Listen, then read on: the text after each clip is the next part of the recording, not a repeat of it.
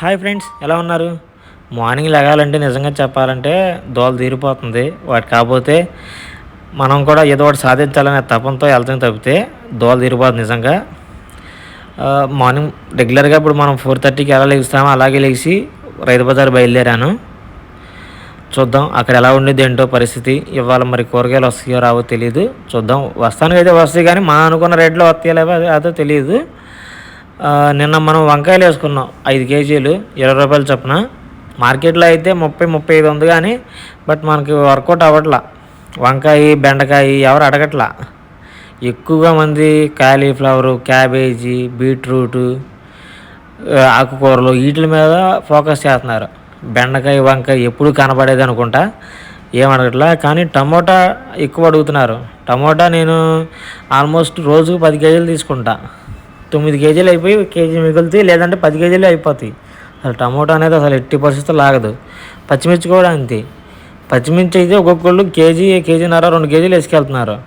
మరి వాటితో పచ్చడి చేసుకుంటారో లేకపోతే ఏదన్నా కూరలో వాడుకుంటారు యూజ్ చేసుకుంటారో కానీ ఎక్కువగా టమోటా పచ్చిమిర్చి అయితే బాగా సేల్ అవుతుంది. ఈ ఫ్లవర్స్ కూడా మనకు మార్జిన్ ఎక్కువ వస్తుంది కానీ కొంచెం టైం పడుతుంది. ఇవాళ ఫ్లవర్స్ తీసుకున్నాం, తక్కువ సేల్ అయింది. కానీ మళ్ళీ నేను మొన్న తీసుకున్నప్పుడు అయితే 2 రోజుల్లోనే అయిపోయినాయి ఫ్లవర్స్ అనేది. ఒక్కొక్క రోజు ఒక్కొక్క విధంగా ఉంటుంది. పొద్దున నిన్న మార్కెట్కి వెళ్ళిన టమోటా తీసుకున్నా 10 కేజీలు. మధ్యాహ్నం మా ఫ్రెండ్ వెళ్ళాడు. మా ఫ్రెండ్ వెళ్తే టమోటా అసలు మార్కెట్లో లేదురా, నీ దగ్గర ఉందని ఫోన్ చేశాడు. టమోటా మరి అంత నీట్ ఎందుకు వచ్చిందో నాకు అర్థం కాలేదు.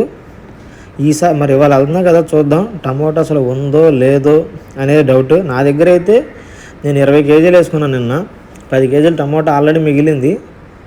నేను పచ్చికాయ వేసుకున్నాను, రైతు దగ్గరే తీసుకున్నాను డైరెక్ట్. రైతు మనకి టమోటా యాక్చువల్గా బోర్డు రేటు 15 రూపాయలు అంటే 20 చేసేసాడు. పచ్చికాయ కొంచెం 3 రోజులు 4 రోజులు ఆగిద్ది కదా అని చెప్పి నేను వేసుకున్నాను. మరి వాటి ఆల్రెడీ ఇప్పుడు రైతు బజార్ ఎంట్రన్స్లోకి వచ్చాను. ఫైనల్లీ మనం రైతు బజార్లోకి అయితే ఎంట్రన్స్ అయిపోయాం. అసలు ఒక్కసారిగా నాకు రైతు బజార్ని చూడంగానే ఒక షాక్ అయిపోయాను. అసలు అంతకుముందు మనం ఈ పాటికి ఎక్కువగా వ్యాన్లు, డీసీ వ్యాన్లు, జనాలు ఎక్కువ మంది, చాలామంది ఉండేవాళ్ళు. అసలు వాళ్ళు ఎవరూ లేరు, చాలా తక్కువ. రెగ్యులర్గా వచ్చే మందిలో ఒక 10%, 15% వచ్చారు అంతే. రైతులు కూడా అంతే, రైతులు కూడా ఎవరు అలా చాలా తక్కువ మంది వచ్చారు. మనం యాజ్ యూజువల్గా మనం తీసుకొచ్చి ఎంబీఆర్ షాపింగ్ మాల్ ఉంది కదా మచిలీపట్నంలో, దాని ముందు పెట్టాము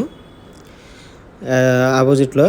నేను తీసుకొచ్చినవి కూడా నాకు అన్నీ కూడా కుదరలేదు రేట్ ఏంటో.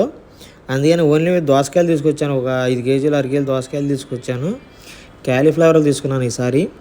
మన 2 రోజుల క్రితం క్యాలీఫ్లవర్ తీసుకుంటే బాగా వర్కౌట్ అయిందని చెప్పి క్యాలీఫ్లవర్ తీసుకున్నాను. ఒక 10 పూలు పెట్టి అలా కూర్చున్నానో లేదో వర్షం వచ్చేసింది, లైట్గా తుప్పర పడింది. ఆ తుప్పర ఏం చేసేది అని చెప్పి నేను ఊరుకున్నాను. బట్ కాకపోతే అది ఇంకా పెరిగిపోయింది. అది చూడండి, మొత్తం రోడ్డు మీద తడిచిపోయింది. రెగ్యులర్గా మా బాబాయ్ ఉంటాడు కదా, మా బాబాయ్ కూడా ఇక్కడ కూర్చొని జాయిగా చేసుకునేవాడు. ఆ తుప్పర మాది కొంచెం పల్లాన ఉండేసరికి వాటర్ అంతా కూడా కిందకు వచ్చేసి మా వెనక్కి వచ్చేసింది. అందుకే మేము పట్టా కప్పేసి వెనక్కి వచ్చేసాం.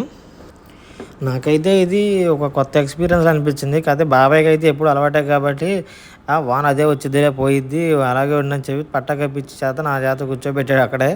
సరే అలాగే అని చెప్పి వాళ్ళు సేల్ ఏమి ఉండదామో అని చెప్పి నేను భయపడ్డా, కంగారు పడ్డా. కానీ ఒక అరగంట అయిన తర్వాత వాన తగ్గిపోయిన తర్వాత ఒక 4 కస్టమర్లు వచ్చారు భయ్య. 4 వచ్చి అయ్యో కాస్ట్ని తీసుకెళ్ళిపోయారు. నాకైతే సేల్ కొంచెం బాగానే ఉంది.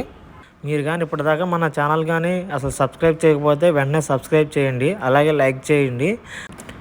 లైక్ చేశారు కానీ చెప్పి షేర్ చేయడం మర్చిపోమాకండి. అలాగే మన ఛానల్లో మన స్టార్టింగ్ కాడ నుంచి ఫుల్ వీడియోస్ పెట్టాను, కూరగాయలు ఎలా స్టార్ట్ చేశాను అనే దాని గురించి. ఒకవేళ ఇప్పటిదాకా ఎవరన్నా చూడకపోతే ఒకసారి ఛానల్లోకి వెళ్ళి ఫుల్ వీడియో చూడండి. ఫుల్ వీడియో చూసి నాకు కొంచెం సపోర్ట్ చేయండి. Thank you so much. Bye.